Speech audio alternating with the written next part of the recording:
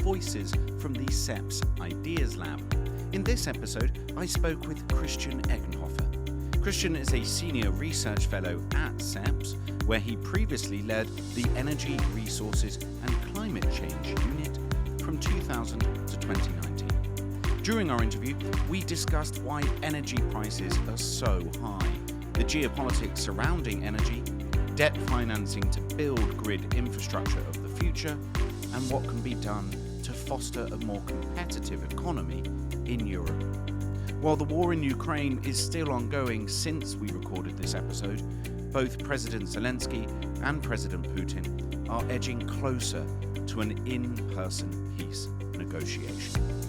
I hope you enjoy the episode. Well, Christian, it's lovely to have you here. Thanks for coming. My pleasure. Well, look, it's a big topical conversation that we're about to have. Why are energy prices so high in Europe? They have always been very high in Europe. In the past, we could cope with it because we were using it very, very efficiently and made a lot of added value products. I mean, the best example is the cars. So you also need to see that the export markets are disappearing, and that makes it much more difficult for us these days. And is there something that can realistically be done in the short term? There is limited things to be done in the short term.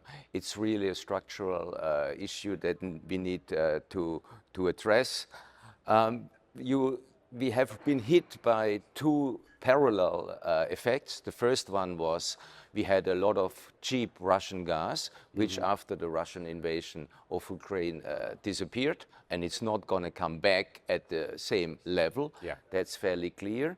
And in parallel, we have a move towards electrification. The low carbon transition requires a lot of low carbon electricity, which essentially is renewables and nuclear.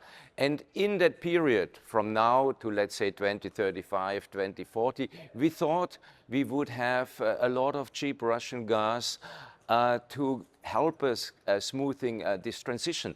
And that has now disappeared. We have instead a lot of high-priced LNG, liquefied natural gas. Now, when you look at the economic situation, on the one hand, you have the industries that rely on natural gas. That's the chemical industry, glass, fertilizers, and ceramics, for example.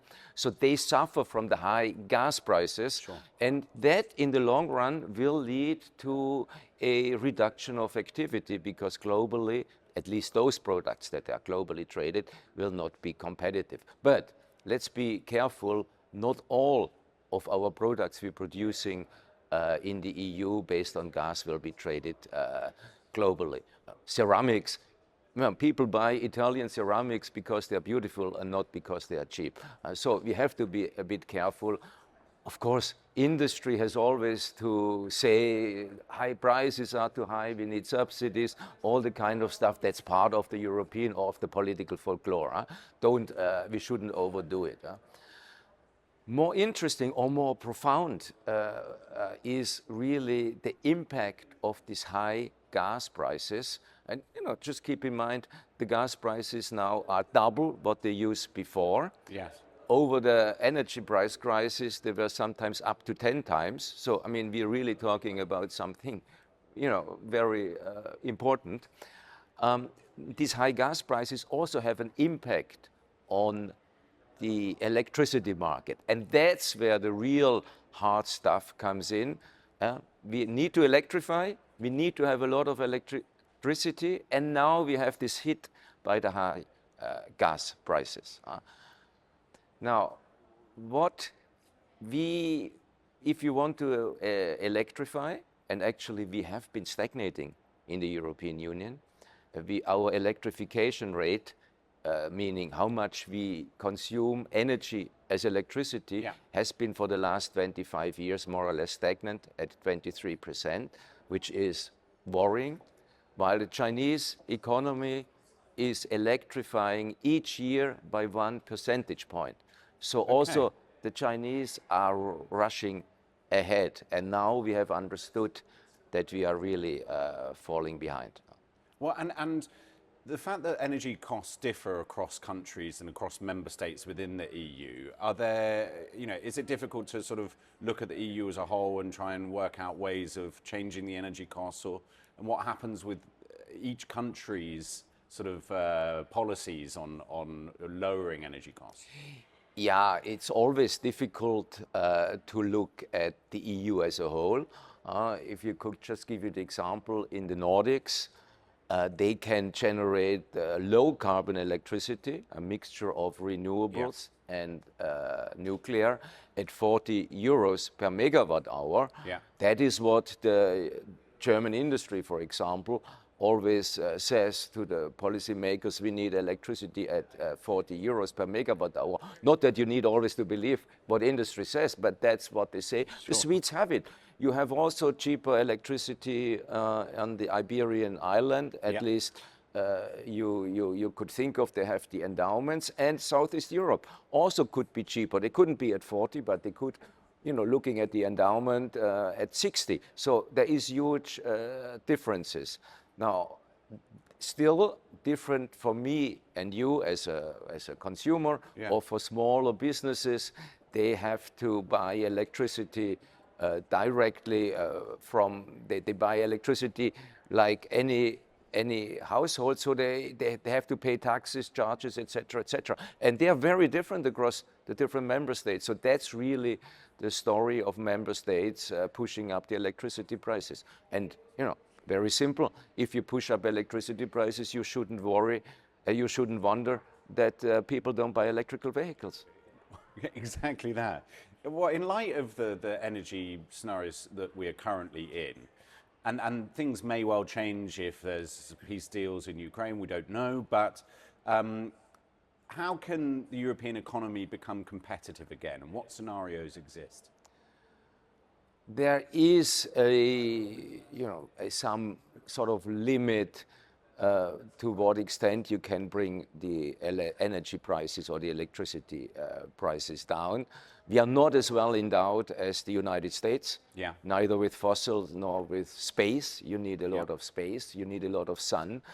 I mean, if you just imagine the radiation in northern Germany is about the same as Alaska. You can imagine that in Texas and New Mexico, you have just cheaper sun, cheaper electricity from sun. So we have to face the fact that certain energy-intensive industries will, slow down or will reduce their activity. But the key question is, how can we keep really the core of the industries here? And for that, we need to bring down the electricity prices. Now, there is two ways, or there is two challenges that we need to face. The first one is relatively simple. We need a new grid. When you have more distributed, that means decentralized sources, they need to go from left to the right, up and down, and so they constantly flow differently. So we need a more performing grid, and here we have been falling behind dramatically. For the simple reason, the regulation is not there to invest in this new grid. The European Commission has estimated that we need around 600 billion to build this new grid. Now, if you put a bill of 600 billion to European citizens of today, for a grid we're building in 60, we need 60 years, that won't work. So basically we need to have debt-financed grid because we're building the infrastructure of the future. That is discussed, that is understood, that is going to happen. Of course, we talk about money, it takes time, and you need to take the money from somewhere, etc., etc. But that is understood. More difficult is really the question that we have renewables, which are very, very cheap when they produce, because the sun, the wind is for free. But then these days when they don't produce, then we need the gas. First you can, and that again causes the problem. You have gas in the sector, And that means, on average, we have to cheap electricity from solar and wind, and we have very high electricity from gas.